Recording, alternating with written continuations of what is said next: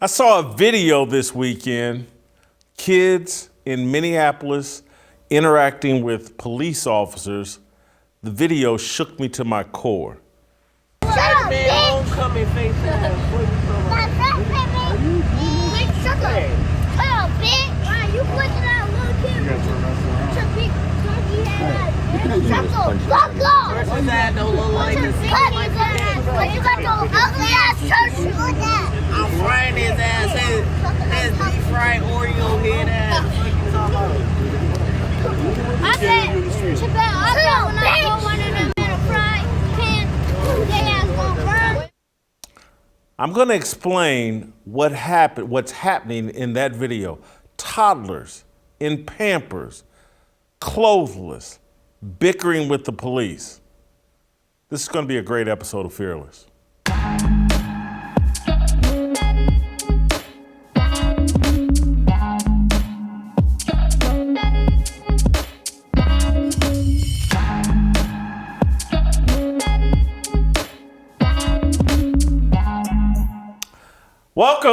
Welcome to Fearless with Jason Whitlock. I am Jason Whitlock, your host. Happy Monday to you and yours. You made it through the weekend. So did we. And we're back with another great episode of Fearless, ready to take on this week. T.J. Moe is here in studio with me. T.J., the Show Me Kid, he'll be with me today and tomorrow. Love having you. Royce White will be on today's show, as will Delano Squires. Jerone Davison, the former Oakland Raider football player that put out that terrific political campaign ad where he's taking on the KKK with a semi-automatic weapon. Anyway, I'll explain more later, but he's going to be on the show. But we're going to start by talking about the video I just played for you. And there was a young lady in Minneapolis, Sheila Qualls, who actually wrote about that video and what we're seeing there. And it's police, Minneapolis police in the Minneapolis-St. Paul area showing up to investigate a potential murder suspect. And two of the officers that are standing out on the street are confronted by a host of young people, some of them clearly as young as 2 or 3, still in diapers. They're out there clothless. And those young people are shouting profanities, taking swings at. They've clearly been radicalized by this anti-police movement we have going on here in America. Defund the police, particularly in Minneapolis, where George Floyd has been venerated for the last 2 years, and we've started the Juneteenth George Floyd holiday season. It's not shocking to me that young people, children, toddlers, babies have been caught up in the anti-police sentiment. Some of you could sit there and say, hey, well, the police deserve it and Derek Chauvin brought this on them. I'm just sorry, that's just not true. I look at those young kids and I see kids that have virtually no chance at life. Watching that video made me think of the movie Children of a Lesser God. And this is a 1986 movie, has nothing to do with police or violence or any of that, but just Children of a Lesser God was a movie about William Hurt, I think, was the lead character, and he's teaching at a deaf school. And he falls in love with a woman who had graduated from this deaf school who refused to speak. And they have this love affair, but it's all about connecting the hearing world, a hearing person trying to connect with someone from a different world, a deaf person, someone who can't hear and who can't speak either, this particular woman. It's like two worlds colliding. And the name of the movie, Children of a Lesser God, is basically kind of playing off like these kids, and again, it's not the greatest title, but it's what they're trying to convey is these kids coming from a different God than those of us who are blessed with hearing and the ability to talk and whatever, and they call it Children of a Lesser God. It's a very good movie. And so when I'm watching this video, I'm going, these are children of a lesser George. See, George Floyd, whether we like it or not, and I know the leftists, the woke people who are going to scream, their heads are going to explode, but we're venerating George Floyd now in this era, not George Washington. And so this era of kids are being children of a lesser George. We used to venerate George Washington. I hear the leftists, oh, George Washington owned slaves. He was terrible. George Floyd, all he did was like fentanyl, and he's a victim, and he got killed by Derek Chauvin. He got killed by his drug abuse, and Derek Chauvin contributed. Not going to deny that. But this whole veneration of George Floyd, and we're creating children who have been radicalized and hate the police, and that children in diapers that are taking swings at and cursing at the police. Potentially one day will be the same kids that get pulled over for a routine traffic stop, hop out of the car and either run away from the police or attack the police or refuse to cooperate with the police and end up in harm's way. The lack of respect for authority and the lack of respect for a male authority figure. All of this stuff is frightening and heartbreaking. That 30-second video, and from what I understand from Sheila Qualls, the story, and we'll have Sheila on here in a second, the video actually goes on for 2.5 minutes. They only show a 30-second clip. But the attack and the disrespect from these toddlers goes on for an extended period of time, and there seem to be teenagers or older kids around who are spurring them on, who are also shouting profanities at the police. There's like a world that we have created for poor black and brown kids where we are convincing them that their mission in life is to hate the police and authority, and that the blackest thing they can do is to hate the police. And again, then we're this elite society and the rest of society that's not black, brown, and poor live in a different world where we pay for the police to come protect us.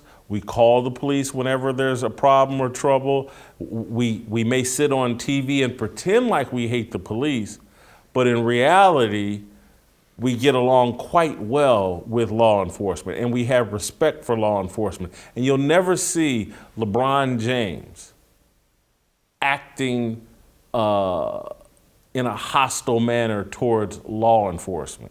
He'll never, he may pay the bill of the people out rioting and looting, but he ain't gonna go riot and loot. And that's, again, looking at those kids, those are looters and rioters in training. We have failed. We have failed. My generation has failed young people. We have allowed this sort of cultural rot to take root in too many communities and in the minds of too many young people. And again, I don't, Sheila wrote a great story about this and has her own thoughts that are somewhat different than mine. The George Floyd connection that I'm drawing, she certainly didn't in her story for Alpha News, where this story has been reported. I don't see much of the mainstream media picking up on this, but this is a sad, poignant, important story that we need to put in people's faces. These are the ramifications of this hostile culture we've built towards law enforcement. We're radicalizing kids. We're turning them into domestic terrorists, for lack of a better description. This is the same stuff with Al-Qaeda allegedly radicalizing people.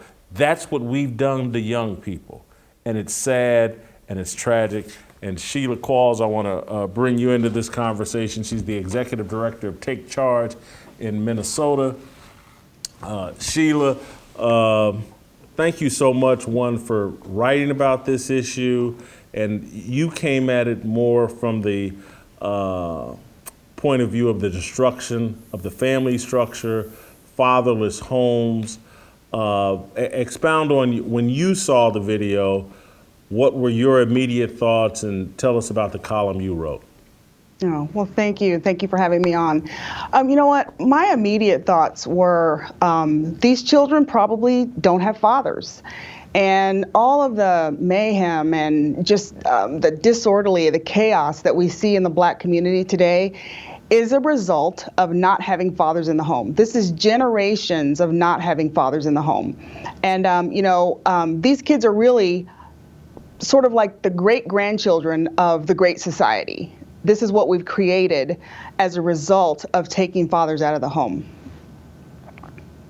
Sheila, I've said this for a number of years, or at least past 5, 6, 7 years since we've been hyper-focused on police, that the first police officers every child needs to meet is mom and dad.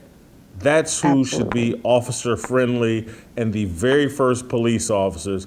And we have abandoned that role. We have grandparents raising kids. We have kids raising kids. We certainly have the absentee father, but we also have created a culture where people are afraid to police, discipline, correct their children.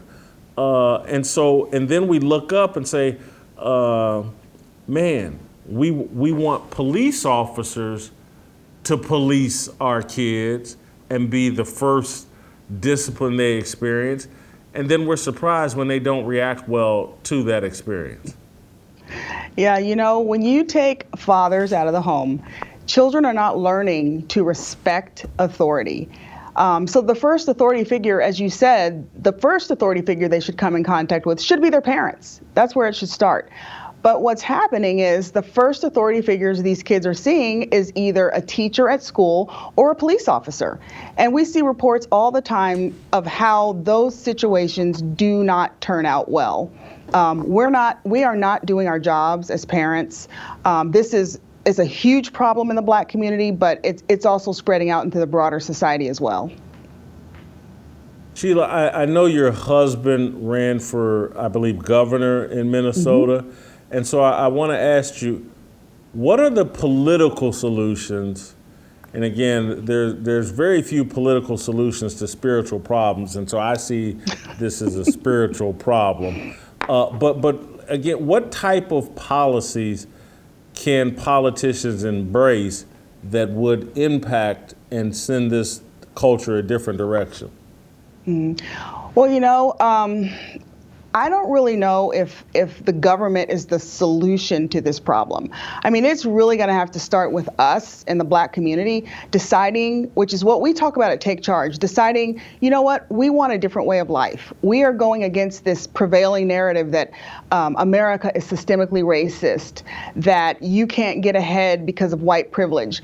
What we're seeing with those children has nothing to do with white privilege. It has nothing to do with that at all. And I don't even really know, like I said, if the government is the solution. Obviously we can do tax policies and things like that will support the family, but we in the Black community, we have got to get a hold of this, and we've got to say, you know what, this is enough. We have got to do this differently. How is that message being received, particularly in Minnesota, where the spectacle or the image of George Floyd has been so elevated? How is that message being received in the Black community through your organization, Take Charge? Well, you know what? We go into the Black community and we have recruited people out of that community to actually address these problems. So we have, right now we have about 50 volunteers, and these people are willing to look at a different way of life. And then what we are hoping to do is then deploy these people into the community so that they can continue spreading this message. You know, I think where this message should be coming from is not the government, but is the church. And I think that the church has really fallen down on the job. We have, we have allowed all of this to go on without ever saying, you know what, let's stop. You know, we started celebrating unwed births. And I'm not saying that people don't, make mistakes and that a child that's born out of wedlock is any less than any other child. But we should be hearing about morality and virtue from the church. And we are not hearing that at all. They've really fallen down on their job. I think we should be hearing about the benefits of marriage from the church. Absolutely, absolutely. That's what particularly from the church. Again, if anybody understands God's order and what he prescribes, family, man, woman, and child. Absolutely. And it seems like the church has abandoned that message. And to me, what has put me at odds with a lot of the black church experiences, which is basically all I know, is the culture seems very matriarchal and hostile to the patriarchy. I would absolutely agree. I could not have said that better myself. We degrade our men. Black women aren't taught how to be wives. We don't raise up our daughters to say, you know what, this is your husband, respect him, you're in a partnership with him. Together, you're going to build a life that's going to be something that's incredible. And we're not getting that message at all. We don't see it on TV. In magazines, everywhere we look, it's the black woman, the strong black woman who is degrading her man.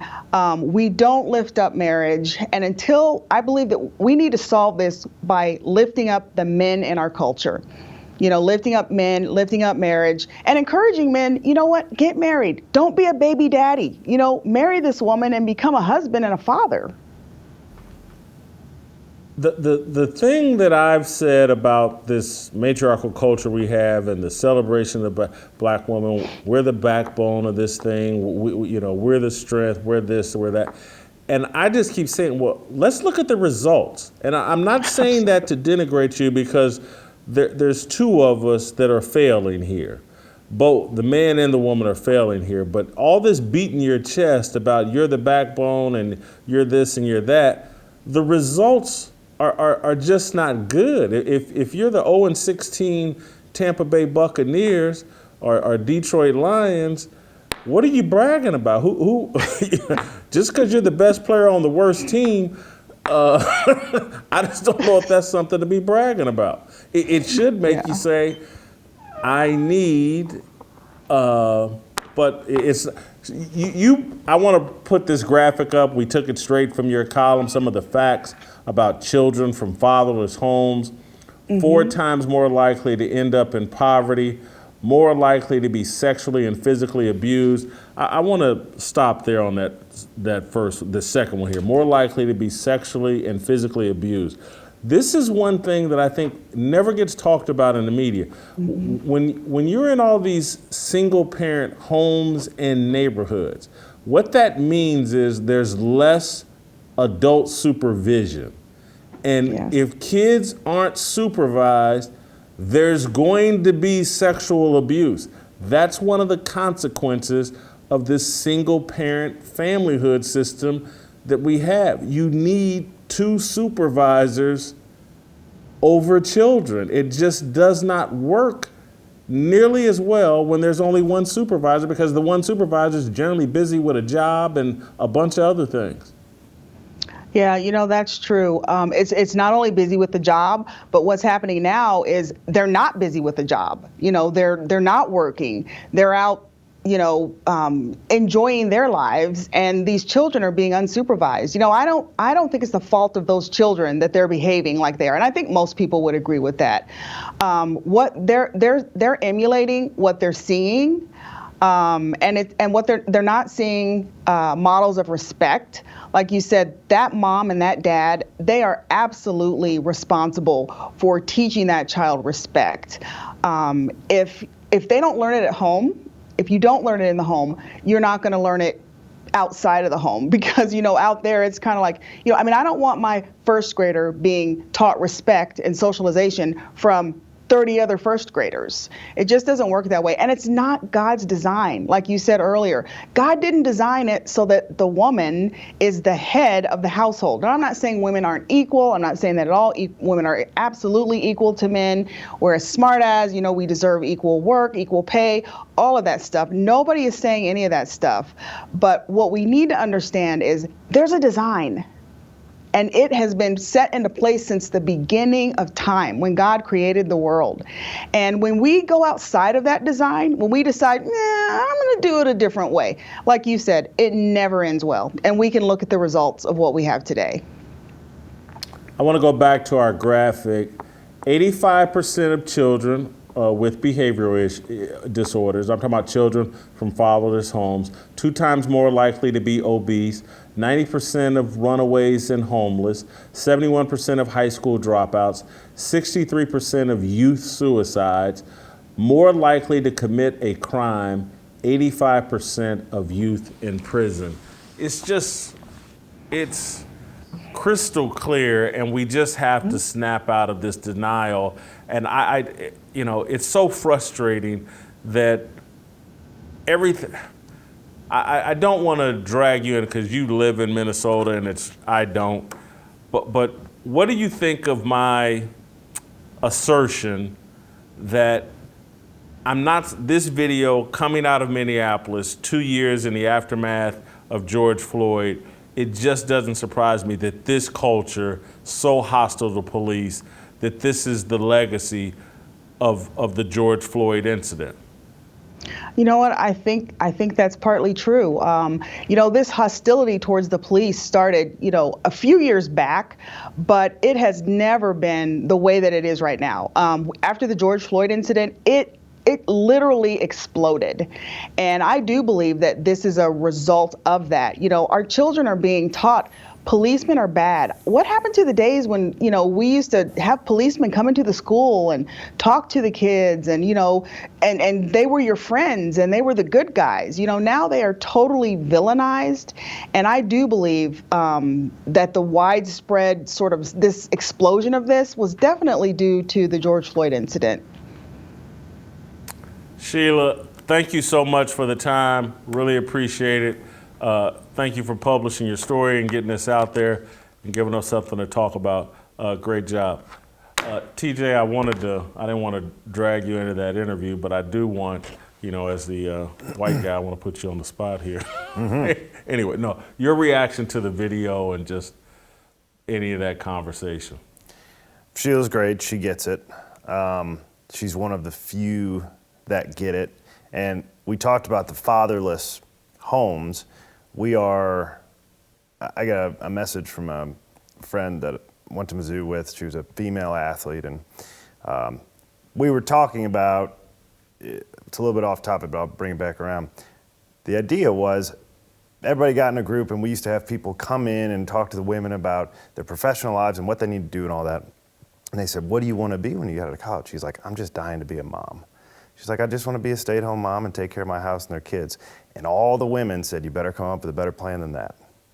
And I'm like, so we're teaching this partially because the men are gone, so they may have to become professional in whatever they do and provide. But ideally, you should be able to have a man, and it's been several decades now since the income worked exactly like this, but you should be able to have a man and his wife, and the man goes to work and the woman raises the home, and she can look after those kids and teach them the right way, and you have time to invest in them. To me, those kids look like they have a mother who doesn't have any time to invest in them and to show them and to observe the world and see what's right and what's wrong and how do I protect these kids. That was not protecting those kids. That's setting those kids up to get killed at some point in the next 10 years. They're actively picking a fight with the police when they're 2 years old. You're setting them up for death. I don't know this because I'm not married, haven't been married. Perhaps you do. Are there any tax benefits to being married and one of the parents working from home, or being a full-time parent? Are there any tax benefits to that? There's tax benefits to being married, right? Because you file jointly and then you have your income and but there's tax benefits to being single and having a kid, and that's, I should say, welfare benefits, right? And this was brought in during like the 1960s, right. And so that's the fight you're having, and this is why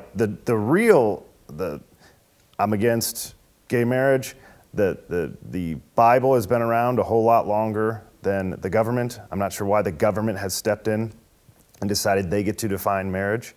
And so I have thought, I heard Ben Shapiro talking about this several years ago, we should get the government out of it altogether. Government's got nothing to do with marriage. We don't need extra tax benefits. The idea was put the family together and then it helps all of society to give them tax breaks and then to give them tax breaks on kids for each kid that you have and all that stuff. And so the government, you would want to encourage that so we can grow our population so that that's how the economy works, right? We don't need that. The families that are actually together are not the ones who are in dire need of government help. It's the families that aren't together. So we should get the government out of it altogether, and we should really look at how we're distributing welfare as an advantage to not being married and having children. Because there's a lot of guys that would be around otherwise that, it's the old infamous man in the house checks they used to do back in the 60s and 70s.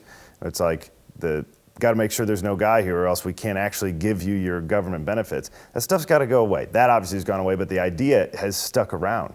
So there's a lot of benefit if you're having a kid out of wedlock to not have that guy around and not get married because you may actually take a pay cut. All right, I got to take care of some business. America needs change, but the center of that change has to be the family, your family. We can return to that time with our families and create moments for real conversation, but it's only then we can create the change we want to see. If it all starts at the dinner table. With time together as a family, Good Ranchers' mission is to bring people to the table, and they really want you to know this. Making those moments around the table easy, accessible, and delicious is what they do best, and it's what they deliver in every single box. Good Ranchers guarantees you 100% American meat that's born, raised, and harvested here in the United States and delivered to your door. You will know exactly where it comes from and who you're supporting. I've personally tried it, and it is awesome. Now, I know what you're thinking. It's not like one delivery is great and the next isn't. Nope. Every box has superior quality, flavor, and value. The T-bones, burgers, ribeyes, and even the chicken, it's all some of the best. Good Ranchers is a company that supports American agriculture, plus they support us and what we do, so go check them out. Support those who support us. Make sure you use my promo code FEARLESS to get $30 off your order, plus free express shipping. You can make gatherings at the table common again with Good Ranchers. Take advantage of this offer before it's gone. Go to goodranchers.com/fearless to start bringing people to the table, creating change in America, and eating seriously delicious food from Good Ranchers. All right, Royce White. Next.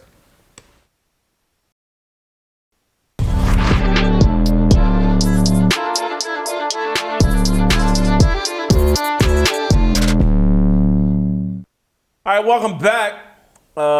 We want to bring Royce White into the conversation that we were just having with Sheila Qualls about her story about these young kids, these toddlers in Minneapolis. Actually, they're in the St. Paul area, but Minneapolis police go to investigate, ask some questions about a murder. I believe these kids, I was told, were their girlfriends or their mothers was the girlfriend of the murder suspect they were investigating. So before we bring Royce on, I want to play the clip for Royce again and just get us all up to speed once again if you join us late or something. But anyway, here are two police officers on the scene trying to investigate or trying to question a murder suspect. And these are toddlers harassing, cursing at, trying to fight the police. Shut up, bitch! Homecoming face ass. Shut up, bitch!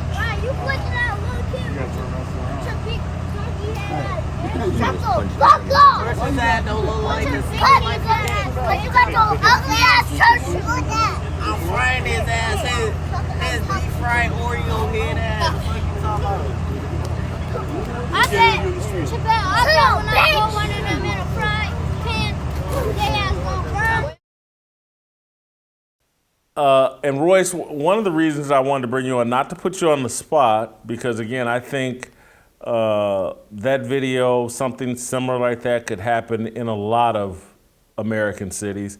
But I don't think it's a coincidence that it's happening in Minneapolis, where George Floyd has been venerated and the police have been demonized. And I look at those young kids and think they've been radicalized by a culture and an environment that has just gone overboard with the demonization of law enforcement. Roy, so your reaction to my take on that the veneration of George Floyd and the demonization of police and law enforcement has gone overboard to where kids in diapers have been radicalized. Well, first of all, those kids being outside in their diapers in the first place is a clear sign that there's something very wrong. I don't care where you're from, but especially if you come from a black neighborhood like I do, when you drive by in a neighborhood and there's little toddlers outside with no shoes in their diaper, you know something's off about the parents and their parenting. The sentiment towards the cops, look, and I have to say it this way because it just is this way. You get the government you deserve. And I have to keep reiterating this to people as I'm on this campaign trail running for Congress against Ilhan in this very community. People get the government they deserve. And that goes for everybody on any place of the political spectrum. We all have gotten the government we deserve. At the same time, government gets the people it deserves. And there is a higher power, a bigger, broader, more sophisticated establishment that finds value in pitting black versus white or black versus blue while they make off with the green. And we're getting played. I mean, that's the reality. All of these stories, all of these issues, the young man who just got shot 60 times, this story, all pick one. Doesn't matter. Pick one. We're all getting played.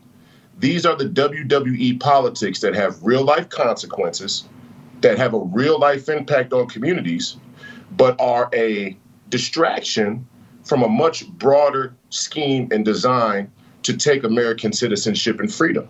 They're going to crash this currency. They're going to crash this economy worldwide, and we'll be scuffling back and forth about, some indoctrination of some, low level, no disrespect to people losing their lives or whatever's going on, but some low level argument between police and communities. And that's what's happening. And you're seeing it right there. Those young black kids will grow up with more emotional, with a more potent emotional opinion about the police, and they'll never know what the Federal Reserve is. And that's not by accident. And it's the government that likes it that way. So when those young black kids have that ill feeling towards policing, it's because the police represent that establishment. Their anger is just grossly misplaced, which is also by design.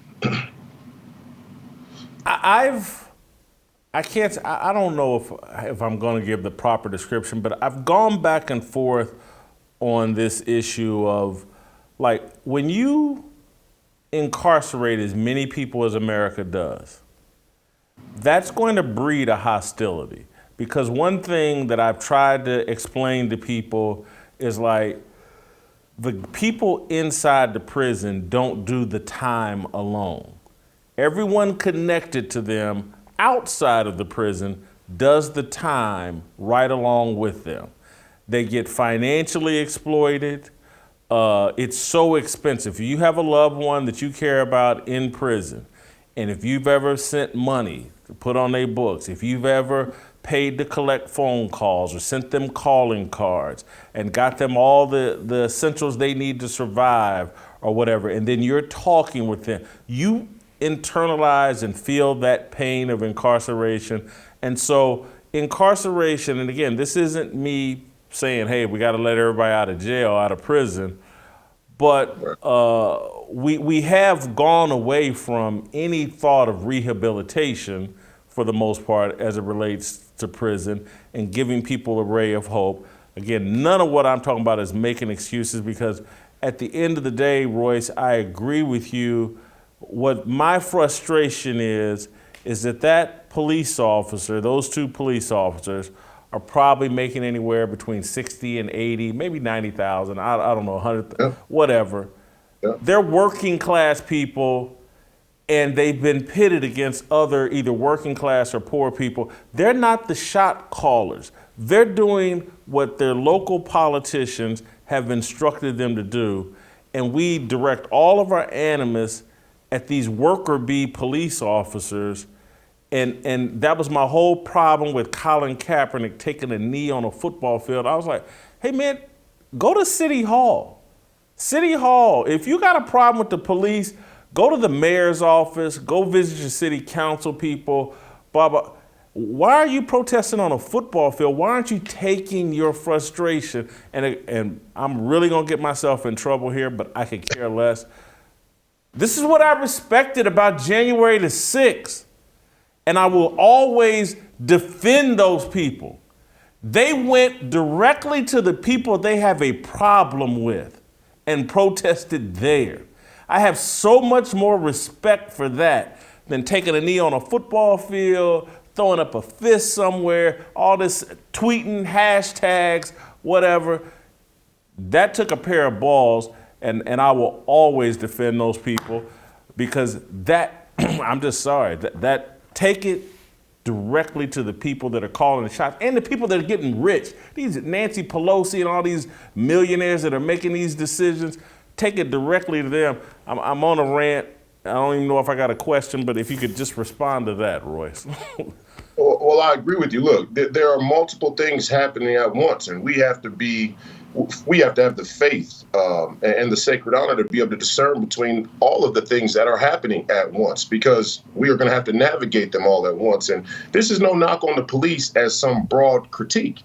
I think we should refund and overhaul police refunding. I've said that many times, and I truly believe that. I think the police are grossly underpaid for the cultural decay that the corporatocracy has set before them. But let's be clear. At the same time, the police departments do have a moral culpability to not take orders from corrupt politicians. And by and large, they have allowed themselves to become an offshoot and byproduct of a corrupt political system. Why?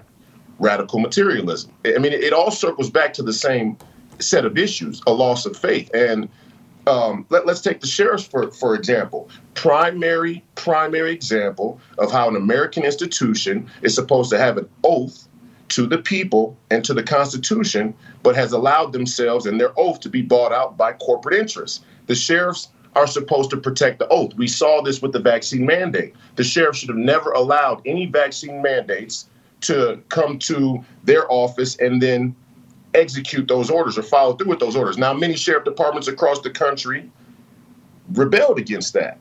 However, there were some who went along, and ultimately, the corrupt politicians have been given the power and autonomy to fire or shut down whole precincts that don't want to go with the corrupt political system. So we have big institutional issues in this country, and these young black children who are toddlers, you know, they are bystanders of a cultural decay. Now, is their behavior acceptable? Of course not. It's ridiculous. It's completely ignorant and absurd. But obviously, their parents have impacted them. But even more so, the broader sentiment and culture and establishment and media hasn't probably impacted them as well. And all of it needs to be sorted out. And there's only one way to do it. We need adequate, competent leadership. And right now, for the most part, everybody who's watching this has substituted their standard for adequate leadership for their own personal ambitions. I want to be rich. I want to be famous. I want to be comfortable. I want to feel security. I want to get high. I want to jerk off. So Joe Biden got it. The FBI got it. The CIA, they got it. The Supreme Court has it, right? The local legislator in my community or in my state, they got it. To the point where we don't even vote as we should. These are so to me, when I go out to the community and I hear people's complaints, I ask a few set of control questions. Well, do you vote? Okay, what party are you affiliated? Why? Do you know about the Federal Reserve? Okay, there are these control questions, and most people know more about P-Valley, the TV series, than they know about the Federal Reserve. If you know more about P-Valley than you do the Federal Reserve, you don't actually get an opinion on these issues because you're not a real citizen yet, because you're not participating as a citizen. Now, you have the rights of an American citizen when you're born, and they should be before you're born. But you are not a participating American citizen, so how can you have an opinion on issues that pertain to American citizens? You got to participate. Don't you guys think that this instance, and I actually want to throw these kids out, between 2 and 5 years old, there is no such thing as discernment. All they're doing is just reflecting whatever they've been shown, and that's it. Throw these kids out of it, not their fault. It's an indictment on their mother, the girlfriend of the person being investigated. Don't you think it's just the next installment of failing the kids? 20% of this younger generation is on that LGBTQ spectrum, they say. We are taking them to drag shows and sexually indoctrinating them. Disney's putting it in their movies now.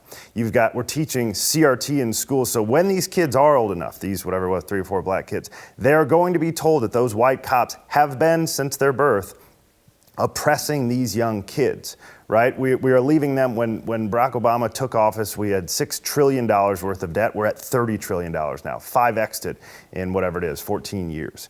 You know, we stole 2 years of their education because adults were afraid of COVID, not because they affected the kids.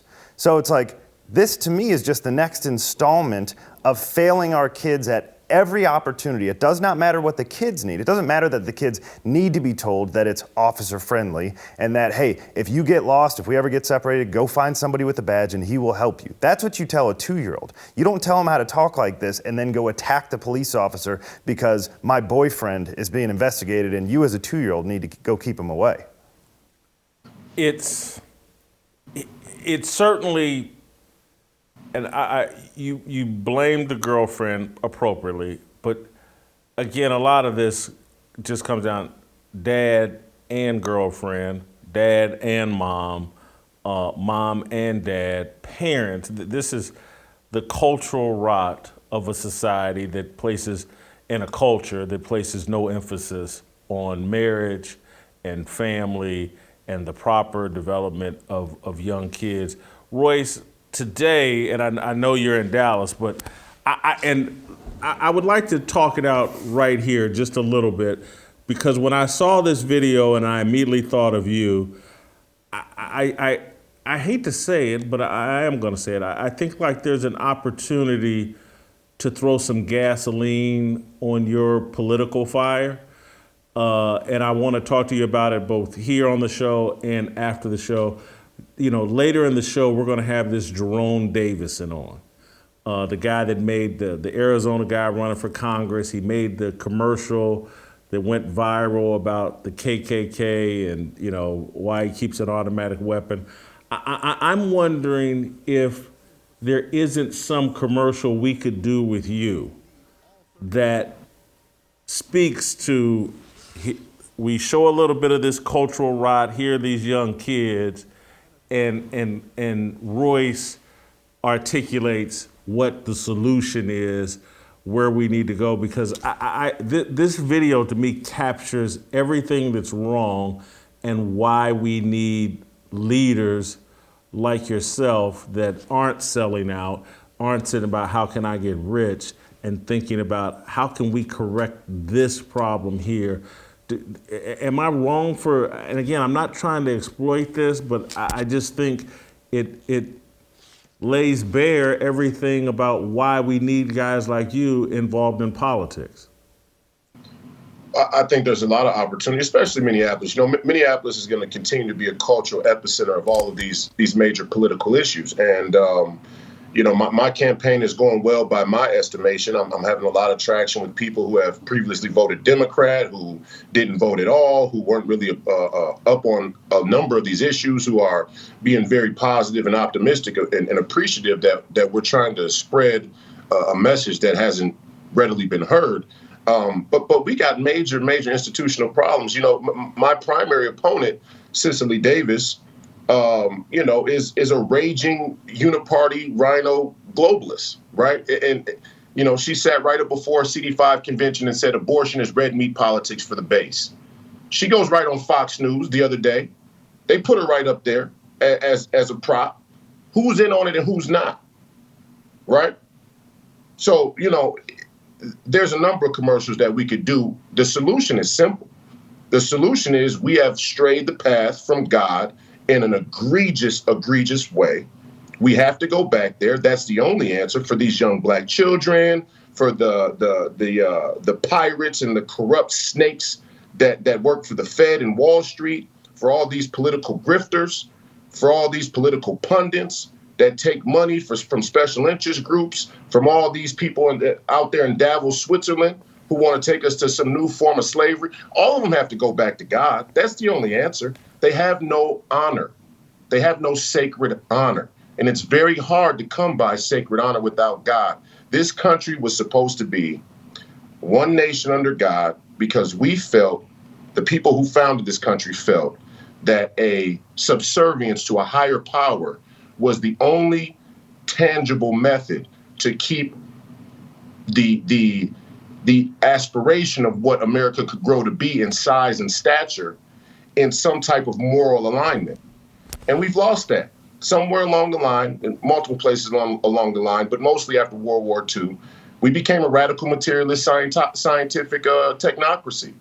And all of these people want to believe that science will make their lives better, and they've come up empty. Empty, empty, empty, time and time again. I'm tired of hearing the complaints and the excuses. These people don't even want us to pray. They don't want us to pray in school. They don't want these young kids to know God. Well, what do they think they're going to know if they don't know God? They know selfish, self-centered materialism, or the radical indoctrination from their parents who are self-centered, selfish materialists. The hoodwink, the bait and switch is to think that black mother is any more of a radical materialist than Nancy Pelosi or Mitch McConnell. All three of them are in the same exact boat. And so I've heard you talk about sacred honor. That's to me a catchphrase that kind of defines what you represent, or return to having a sacred honor. And I want you and TJ jump in as well, but when I think of what our most sacred thing should be, is leaving the world in a better place for these young people behind us. And that's when I looked at these kids, I'm like, oh my God, you talk about a violation of our sacred honor. What are we doing here? And so it just tugged at my heartstrings, and I'm just wondering if there's a way at which, and I'm saying this to you is because if there's some commercial we can come up with, I'll help finance it. I gave to Kathy Barnett's campaign in Pennsylvania and Philadelphia against Dr. Oz. I certainly would like to support you and what you're doing. But again, we'll have Jerone Davison on. I just want to add fuel to your message and make it harder for people to look the other way and deny you. Because, and again, hopefully you'll have success here, but even if this doesn't work, I just want to get your name out there and make people have to deal with you. And again, I think there's an opportunity here perhaps, and we can talk about it a little later today if you're interested. Yeah, thanks, man. I appreciate it. Look, you're absolutely right, though. I mean, I think the young kids and how they've been indoctrinated, somebody's robbed them of their innocence, right? Abortion is robbing a child of their innocence. All of these are cardinal sins, right? When you violate the innocence of a child, you're committing a cardinal sin. And the real scam here, beyond what I mentioned before, is that most of the political agenda that's laid out right now runs on a platform that all of it is for future generations' prosperity, when in actuality, none of it is for them. I mean, that is the ultimate three-card Monte, where you have boomers and people who are 30 to 40 to 50 saying, we're doing all of these things with LGBTQ, CRT, the Fed, the climate. We're doing all of it for a better future for our kids here in America and around the world. None of it's for the kids. It's all for them. Thank you, Royce. Great job as always. We'll talk a little bit later. Get your Fearless Army swag at shopblazemedia.com/fearless. Professor D, Delano Squires. X.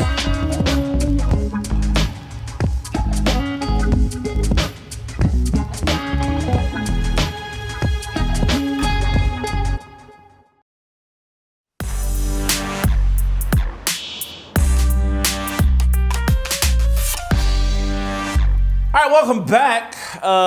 Time to get a little smarter and bring on, man, it's hard to say that right after Royce gets off, but I'm still calling Delano the smartest man on the show. Delano, welcome to the show. And I want to continue for just a quick second the conversation that we were just having with Royce White, we had with Sheila Qualls. I don't know if you've seen this video of these tiny little kids in Minneapolis. Police show up to investigate a murder. Kids, toddlers in diapers, harassing, cussing at the police. I want to play you this clip and then just get your reaction as a father. Shut up, bitch! Homecoming face ass. Shut up, bitch! Why you pushing that little kid? Shut the fuck up! Versus that don't look like this. But you got those ugly ass church shoes. I'm frying his ass. His deep fried Oreo head ass. I bet when I throw one of them in a fry pan, they ass gonna burn. We've radicalized children, man. Yeah, Jason, I mean,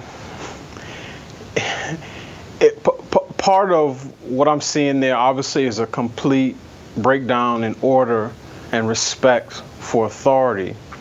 But even if these kids were saying that to any adult on the street, right? Let's say it's an adult that said, hey kids, don't play too close to the street, you may get hurt.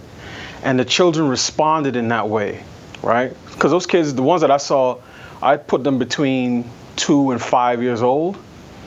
That is a testament to how they are being raised. And I know some people may get uncomfortable with that because you see black children of that age and you talk about how someone's being raised. Some people feel you may be playing into racist stereotypes or whatever, but I honestly don't care. When you have children that young who are saying those words in their, for lack of a better term, right usage, right? It's not like a kid, somebody said, officer friendly said, hey, dude, would you like some ice cream? And the kid just blurts out something and doesn't know how he's using it. They know exactly how they're using it because they've heard it before. And I'm not terribly surprised because, I mean, I've seen some of this behavior before from children. And this is different than blaming parents for the behavior of 18 and 19-year-olds. Children who repeat those words in that context are hearing those things over and over and over and over again in their household and in their community. And that's a problem. Yeah, we've been having a discussion all day. I just wanted to get your thoughts just as a dad. The thing's got me shook up. I just can't believe it because, again, you use the word officer friendly and probably until 4th or 5th grade, that's what we called the police, officer friendly, and just they show up to investigate a murder, and they're attacked by tiny children. It's gut wrenching. I want to move on. I'm sorry. Okay. Go ahead. No, I was gonna say really quick. The other thing that I want people to realize is that those kids go to school somewhere, and when they end up inevitably getting in trouble for their behavior, and if this is not corrected, getting suspended and expelled and put on the path to a life of crime, everybody's going to say, well, what didn't the school do? And what about other government programs? But this is the trajectory. When kids, first of all, wear their clothes, question number one. But when kids are out almost naked in the street, cursing and hitting police officers, grown men, and then you turn around and say, well, I don't know why they don't have the same educational and social outcomes as everybody else. When you ask those questions with a straight face, you're clearly not a serious person. So I hope whoever these children are, they get the help, the guidance, and the discipline that they need in order to grow up to become productive citizens. let's move on to your column. You wrote about Macy Gray and wokeism. Let's get everybody up to speed. Let's show the back-to-back. I think first she's on Piers Morgan, and then a few days later, she's been through re-education camp, and she's on the Today Show. Let's play those clips back-to-back. And I will say this, and everybody's going to hate me, but as a woman, just because you go change your parts doesn't make you a woman. Right. Sorry. You feel that?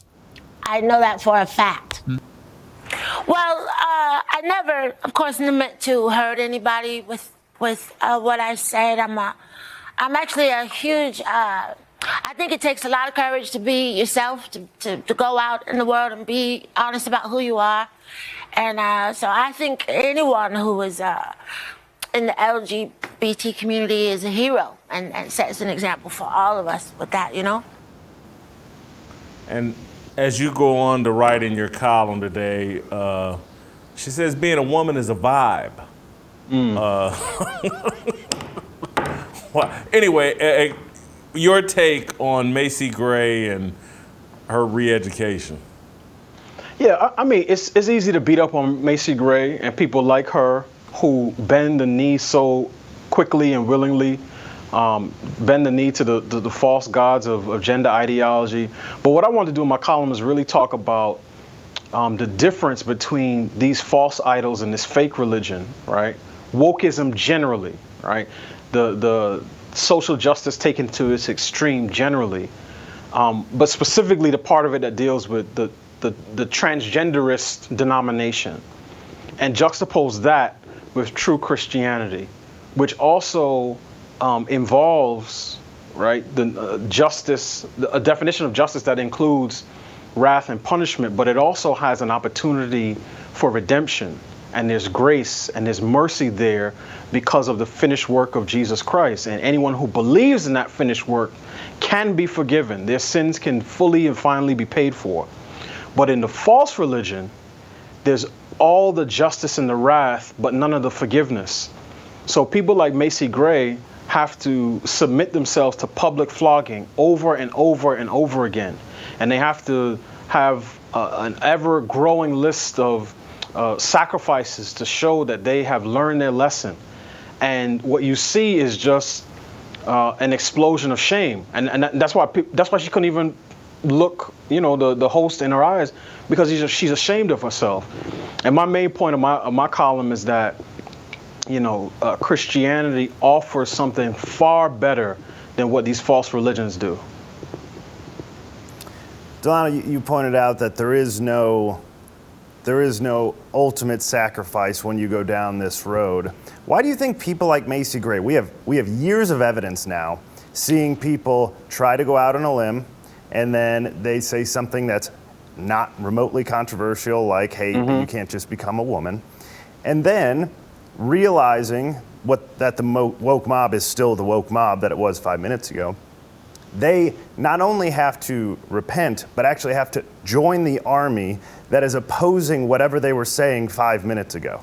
So why do you think people like her continue to speak up? Because she obviously thinks the opposite. Why do you think she says anything if she's ultimately going to crack like everybody else 5 minutes later? I think it's a couple things. One, the first is on the surface, right? I think people like Macy Gray don't see themselves as cracking. They see themselves as courageous, because that's how artists think of themselves, right? I'm a truth teller. I speak truth to power. But when you are someone who sees yourself as oppressed or a part of an oppressed group, the last thing you want to do is to be associated with an oppressor. And what the left has done by changing the rules of gender is that they've basically created an entire class of Klansmen who are with them on 99% of the issues, but because they dissent as it relates to sex and gender ideology, they're basically, again, they're burning rainbow crosses every time they speak. So Macy Gray doesn't want to get lumped in that category. But what's beneath it is the spiritual reality that no amount of sacrifice, and you see this in the Old Testament, right? This is why the children of Israel every year had to come back with more sacrifices. And what Jesus did was he became the full and final sacrifice. You don't see animal sacrifice anywhere in the New Testament after Jesus stepped on the scene. So what Macy Gray is doing is she thinks that there is enough flesh that she can give to the woke mob to quell the fire of rage and wrath that they have against her. But what she is going to realize, and realizes now, is that type of wrath, that fire burns forever. There's never enough. No apology is enough, and they always want more. If they ask for 1 million if GLAAD asks for 1 million and you give 1 million, they'll come back around and say it's not enough. You need to give 2 million. And I think people need to understand that lesson and be comfortable standing on truth, but that truth has to be a transcendent, objective truth, not what we have created, which is basically truth meaning whatever the mob says is true for this particular election cycle.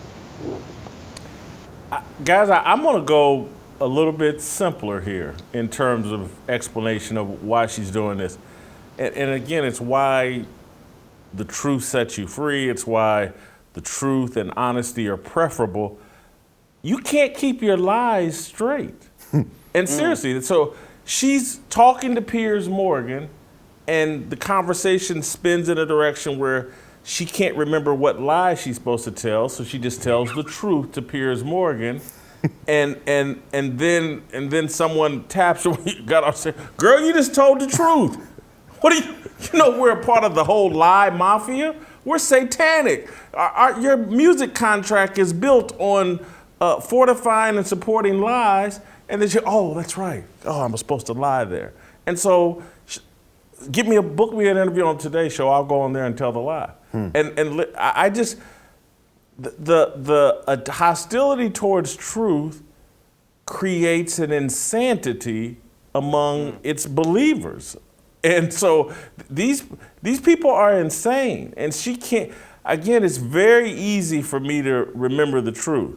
The lies that I've told, I told one yesterday. It's hard for me to remember. And so, she's just confused. It's just that, oh God, I'm not supposed to tell the truth. She forgot which cult she was in. And again, it's one of the reasons why I love this show and love getting out of the corporate media deal. You don't have to remember the lies. I don't have to pretend to be something I'm not. And again, I tried my best to avoid it while I was at ESPN or Fox Sports or whatever, but then you're handcuffed by conversations you just avoid. So that, we won't talk about that. And, the topics and things you choose to even talk about on TV are comparable because you're beholden to these lies. And that's why you see people talking about the same topic every single day. That's a safe space. That's, Tim Tebow's kneeling. Let's talk about Tebow every day. Million other things can go on, and they will avoid it. Oh, that may take me down the path of truth, and I want no parts of that. Yeah, and I mean, that's. Go ahead, D. No, Go ahead, I was just gonna say, you see it even in Christian circles, and that's one of the things I said in the column, that you have a lot of. Well, let me not say a lot, but there are pastors, and I quoted one pastor who was the former president of the Southern Baptist Convention, right? So what's seen as a theologically conservative convention and group of, organization that has different churches under it. He said that he advises that Christians engage in pronoun hospitality, quote unquote, when dealing with someone who's gender confused, right? Yes, so if the shepherd pronoun hospitality is one of the great descriptions I've ever. I enjoyed reading that in your column. Go ahead. So, but here's the thing: the job of a shepherd is to lead the flock to green pastures and to keep wolves away from preying on it, right? So it's both provision and protection. But when you feed sheep synthetic grass, they die. And when you tell them to be more winsome in the presence of the enemy that wants to devour it, it dies. So when people like J.D. Greer or David French of, Drag Queen Story Hour being a Blessing of Liberty fame, when they engage in this type of public commentary, they're weakening the resolve of Christians who are looking for anyone to be able to tell them and advise them and guide them and shepherd them in the way of truth. Because Macy Gray is an easy target. She's a celebrity. She's got her own money. People see her as selling her soul. Okay, but there are millions of people, Christian and not, who are on their jobs, and every June they get nervous because they're wondering whether this is the June in which they are going to have to either decide to put up the little pride flag on their desk to show that they're in solidarity, or risk losing out on a promotion or even losing their job to show that they won't bow to Baal. So it's one of those things where this is coming to everybody's doorstep at some point. And what the left does, they smear the little, BLM on the doorpost, so they hang their little LGBT flag so that the death angel can fly over and say, no, this one is safe. But what they don't understand is that he's coming back. He may miss you today, but eventually he's coming back.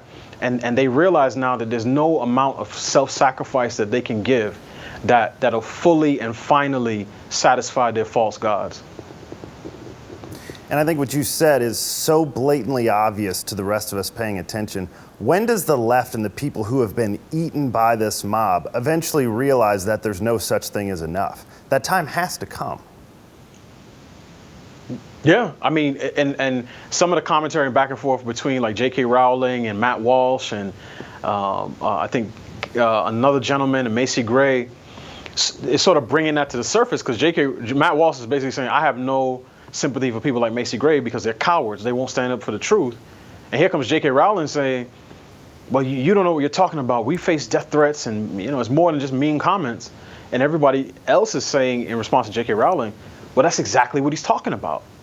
He wants more people like you to stand up and speak, because without someone like you saying enough, this is just going to continue on. And people need to realize that on the left, there's no such thing, as you said, TJ, as enough. Every line has been pushed.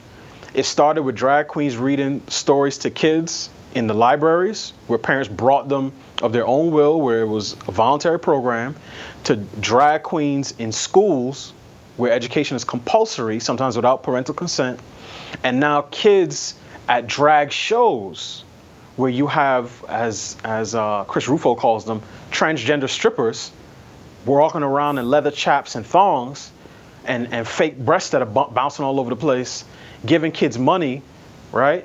And people and the parents standing around applauding. And at no point does any prominent person on the left say, you know what, I think we've reached enough. I think it's enough. I think we should stop right here. So it's only a matter of time. And Jason, I know you say this all the time. We say it on the show, right? That plus is extremely loud while being silent. And there's no reason for me to think that in 5 to 10 years, the mainstreaming of pedophilia, they'll call it something else, minor attracted people, that will not be mainstream, and someone will not come up and say, if you reject this, you're a bad person. And it'll be Macy Gray, who will be a little bit grayer, because it'll be 5 years from now, and she'll say, well, I think kids should be able to love who they want. And people say, wow, we affirm you. And that's where it's going, unless we stand up and say enough is enough. Yeah, they're going to flag it under the love is love. They'll put it underneath Correct. that umbrella, love is love. And you know what? Later this week, we're going to get into this. Maybe tomorrow, but I don't know if you guys saw it. And go ahead and play the approval rating thing while I'm sitting here talking, because I'm about to take us in a whole different direction. But we're going to go to the approval rating on Macy Gray. But this Joe Biden, Hunter Biden stuff, we're going to have to get into that this week. Yes. If they're talking about he's listed in his son's phone as pedo Pete.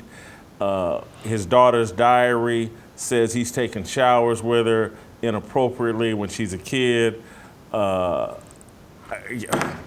got friends that I was talking to this morning, and family, that they're all part of the Democratic cult. And when I call and talk to them about it, y'all see what's going on here with this? Because I've been telling them for 10 years they're going to legalize pedophilia. And I'm just like, you see these stories about Biden, they all want to get off the phone, they all want to act like they don't know what I'm talking about, they all get uncomfortable. No, I didn't know that. Well, what are you watching? Anyway, approval rating. Let's get to Macy Gray.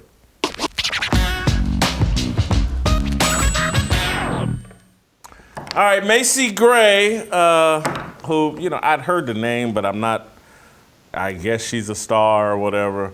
And Shamika sang me one of the songs or whatever, but job performance, she's a musical artist. She's part of the Hollywood music industry satanic cult. And, she's had some success. She's back in the news. So I give her a 19 in job performance. TJ? Not a huge R&B fan, but I have heard one of her songs, which is one more than I've heard in many other ones. And it came out and got a Grammy when I was 9. Oh, so wow. I will give her a slightly above average score of 14. All right, Delano? I gave her a 10 in job performance. I remember Macy Gray most prominently as being a supporting actress in Training Day. I probably know one of her songs, but that's where I remember her from, where she demanded that Denzel's character show her the warrant, and then she told the guys on the street to start shooting at him. So she gets a 10. She was Sandman's wife. Yes. Yes. Character, I'm kind of down the road here because look, she still occasionally tells the truth, and that's pretty good for a Hollywood person. So she stumbled into the truth on Piers Morgan. That means the programming hasn't taken full effect. She doesn't know exactly what to say at all the time. So I gave her a 14 in character. The last political thing she did prior to this was her push to change the American flag because it was not inclusive or representative of America. She wanted the stars to be different shades of brown and white and beige because that would be more inclusive. And she said, America is not pure. We got to get rid of our white stripes and need to make them gray. So she gets a 5. Well, I mean, it could be worse. You could have asked for Crisco grease or fried chicken, something to be a part of the. So I gave her a 5. I'm just saying it could be worse. Delano. So I gave her a 3. Because I forgot about that, TJ. You jogged my memory on that one. Because to me, one of the lowest character things you can do is to intentionally lie about something that's that important. And this wasn't after 20 years of reflection. This was less than a week. So to me, I mean, it doesn't matter how much you paint yourself as some, off the beaten path, independent artist.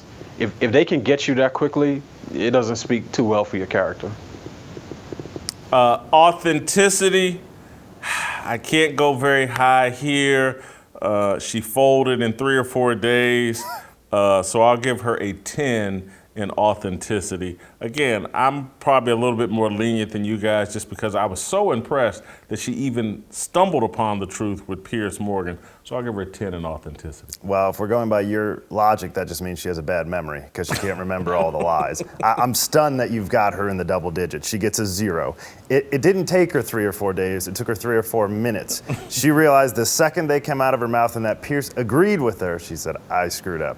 Whatever I'm doing. And she went on to Twitter and immediately gave her half apology and then needed to book something to apologize. So didn't take her any time.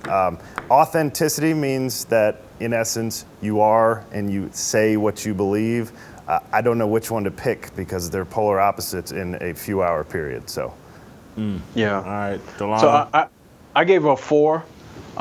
She has a very unique speaking style, which is equal parts staccato, and I mean, at times I'm like, is she a tweaker? So I mean, that's fairly authentic. But I docked her. Yeah, I docked her a bunch of points for the same reason that TJ said. Right?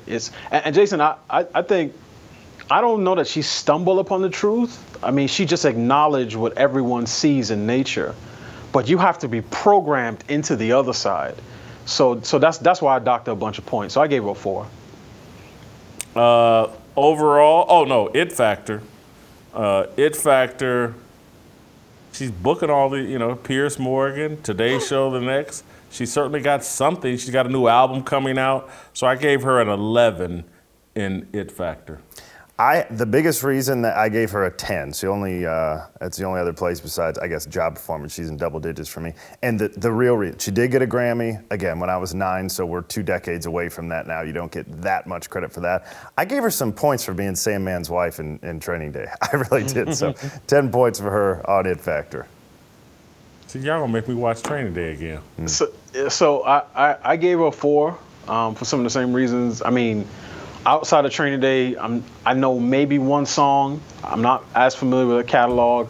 She doesn't really say much that's particularly relevant to me.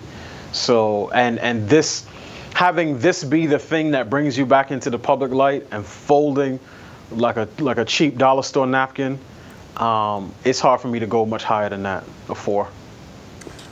All right, so you guys both have her at a dumpster fire.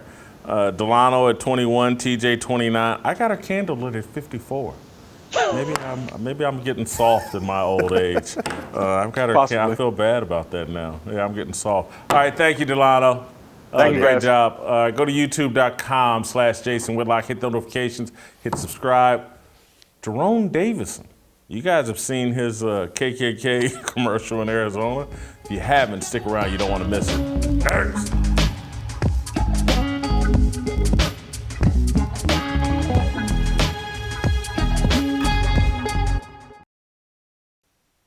All right, welcome back. TJ, this may be my favorite part of today's show. Did you catch it last week? There was a viral campaign advertisement put out, a politician, candidate I had never heard of named Jerone Davison. It was literally the most brilliant, hilarious, provocative political campaign ad. It's only like 30 seconds that I'd ever seen. What impact it had on me. Probably watched it 20 times and probably 15 times the first day I saw it. I laughed out loud every time and just thought, this guy is a genius. So let's play the clip. I know many of you have seen it, but let's play the commercial and then we're gonna bring Jerone in to talk about it. Democrats like to say that no one needs an AR-15 for self-defense, that no one could possibly need all 30 rounds. But when this rifle is the only thing standing between your family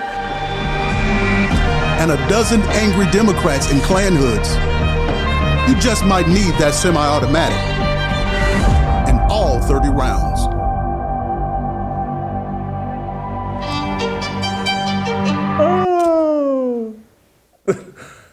That says so much in 30 seconds.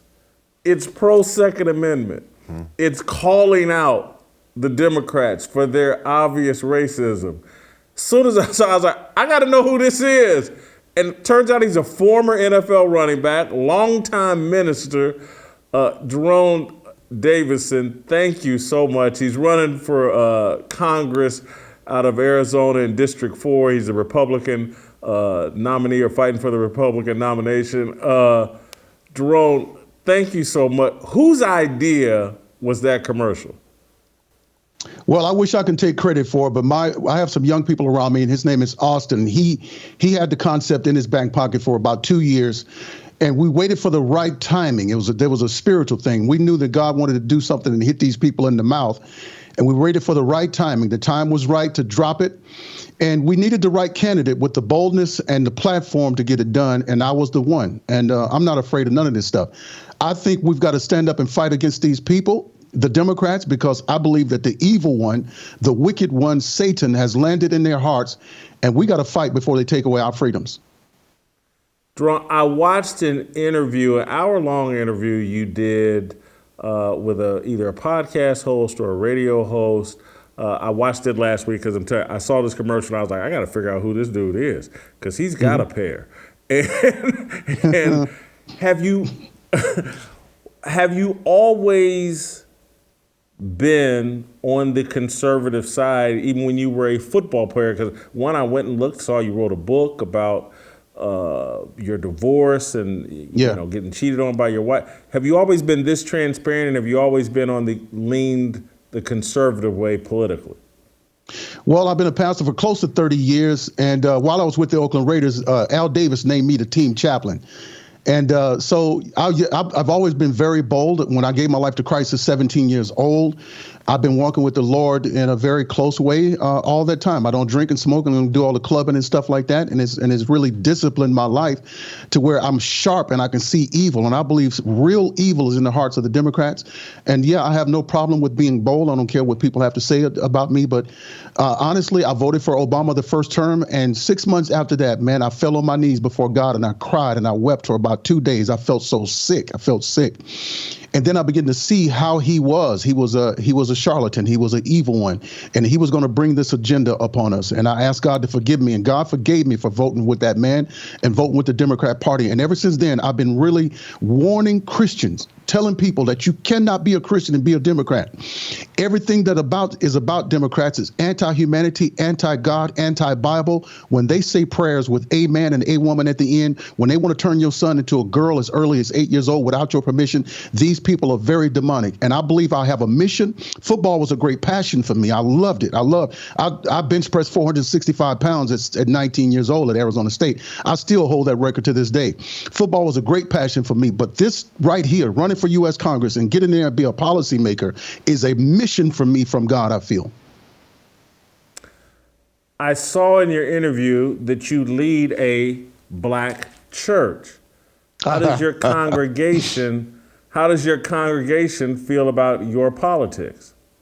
Well, they don't really like it, and really trying to teach a predominantly black congregation policies and stuff like that. Well, I'm not the senior pastor there, and that's really a tough thing for me. If I was a senior pastor, my whole congregation would be Republican, but I'm not the senior pastor at this church here in Phoenix. Now, I planted a church in Northern California when I was playing ball for the Raiders and with the San Francisco 49ers. I was right there in the Bay Area, and I pastored there for 20 years until that stuff happened in my life, and I ended up going through a divorce, and that really tore the church apart. Not on any actions of mine. I never listen. I travel the world playing ball. You know how it goes, seeing beautiful women and getting off of buses and going to the hotel. You could just pick one. You come with me to my room. I never did that. I never cheated. Never did any of that stuff. My ex-wife did what she had to do, and that's okay. I forgive her. We're all moving on. And so yeah, I if it was my church and my church would be a Republican church. But I can't go in these churches and talk policy with these folks. What I do notice in the black churches is that they're willing to bring somebody in like Pete Buttigieg. But when it comes to me, they say we don't want to have politics in the church because we believe in the separation of church and state. But you bring Pete Buttigieg, who's openly gay, okay, and living a life that is anti-Christ and anti-God, but you bring him into your holy convocations. What kind of stuff is that? One of the things I've had to explain to family members is like that, particularly those that get all their news from MSNBC or CNN. Mm-hmm. I say, hey, I think, best of my knowledge, most of these people you're listening to are atheists. And so I'm like, as a Christian, your worldview is being shaped by atheists. Yes. Are you sure you're getting the right point of view? Shouldn't you be interpreting the world through a biblical worldview? And right. That's what I see you trying to do and trying to hold people accountable for. Yeah. And a lot of times people in my family or friend, they don't have an answer. How are you going to be a Christian and all your news is coming from Don Lemon, and Don Lemon don't care nothing about God, and he doesn't share your lifestyle. He's married to a white man. Are you married to a white man? And, exactly. But I don't get it. Mm-hmm. Well, didn't they tell us that the white man was the greatest threat to America? Didn't they tell us that the white supremacy is the greatest threat to America? And yet some of them have a problem with my ad and a black man carrying a gun, defending himself. I was in my home in the video. You saw me taking a sip from the cup, and it was symbolic of me enjoying America. And then I'm praying in my home and enjoying my home, and I'm being invaded by these Democrats who are KKK members. And the history of that is that they did not want black people to be armed, and they didn't want black people to vote. And some people say that they changed parties. I said, well, you show me any kind of legislation that proves that the Democrats and Republicans switched, well, then I'll believe you. It was never a switch. The Democrats are still evil. And we had a grand wizard in the Senate as recent as 2009.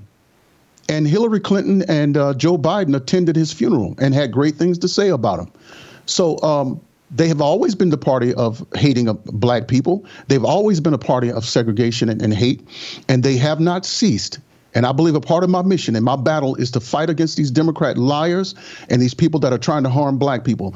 You see actresses in Hollywood and all this kind of stuff pushing for abortion and pushing to keep this stuff. They're doing it because they are racist. They don't like black people, and they want to keep us as least populated as possible. And as far as gun control goes, they said, well, you don't have a need for AR-15, and you don't have that. Well, listen. They haven't even taken away the guns out of the black community. There's Uzis going on in there, and they have not even fought to get rid of the criminals with the guns, killing innocent mothers, walking down the street with a baby in their stroller, and yet they don't make that kind of stuff. I was attacked the other day by a brother, a black dude. And he kept telling me about, y'all got to get rid of these guns at the school shootings, get rid of these guns at the school shootings. I said, you're upset now because some white kids got shot up, right? You're upset because some Hispanic kids got shot up. Why aren't you upset? Because you can put 5 or 6 school shootings together and it won't even equal what happens in the week in Chicago every day. So you should be angry about the guns in Chicago and in San Francisco and in New York and in Atlanta before you even start trying to take away guns from everyday law-abiding citizens. The thing I loved about your commercial is something I've tried to point out to people that your commercial did in 30 seconds. The history of the KKK. Founded right here in Tennessee. We're based in Tennessee. But it was the enforcement arm of the Democratic Party. That was the role of the KKK at its founding, to go intimidate black and white people into supporting the Democratic Party. And and we think somebody sprinkled some magic dust over the Democratic Party, but I don't see it because I see Antifa and Black Lives Matter. Basically, they're the new KKK. They're out terrorizing black and white people that won't support the LGBTQ, I call them the alphabet mafia. They won't support the alphabet mafia and won't support the Democratic agenda. That's right. They are the right and left hand of the Democrat Party. And let me just add one more to that. I believe the FBI is an apparatus of the Democrat Party. They have, and so we talk about these school shootings, and you want to talk about this stuff. They knew about these school shooters prior to the shootings. They were in chat rooms with them. They knew about it. They were called. They were warned about these shootings, but they did nothing. But yet, they can stage a kidnap attempt of Gretchen Whitmer. They haven't even attempted to go into the black communities to take the guns from those criminals, but they need to be defunded. And I think they are another apparatus of the Democrats. Antifa and Black Lives Matter operate in the same spirit as the KKK. As a matter of fact, over there in Portland, I don't know if you saw images of it, they was burning crosses and doing all the same stuff that the KKK did to frighten and terrorize black people and folks that supported black people in the South. Jerone, how was the commercial received? And in Arizona, I'm looking up the weapon laws now. Looks like it's a constitutional carry state where, similar to, I think Tennessee's this way. I know Missouri, where I'm from, is this way. You don't need to even get a permit. You have a built-in concealed carry from the Constitution. You can open carry in Arizona. It is a shall issue state if you do want to go get that. The Castle Doctrine and the Stand Your Law grounds all apply. I would imagine in Arizona, that's a pretty gun-friendly state. That would have been a well-received message coming from you. Absolutely. It's very well received. It has really energized the GOP party, because here's the thing. We have not had anybody bold enough in the GOP party to stand up for any rights. I mean, they just really allowed the Democrat Party to run roughshod over us. And while we play defense, we just let them go out and do offensive plays and then let them score on us. We're like a Swiss cheese defense. But I want them to know that I'm coming. And I'm going to push the issue. I'm going to set the narrative. You're not going to set the narrative in this country. I'm going to set the narrative. They told me that once I win the primary, that somebody from Washington is going to come and teach me the ropes. Don't you send nobody here. Don't send anybody here from Washington. I'm going to go to Washington with my own message and with my own ideas, and I'm going to enforce what I need to do for the people of Arizona and for the people of America. Yes, they are excited about that because 2A is the deal here in Arizona.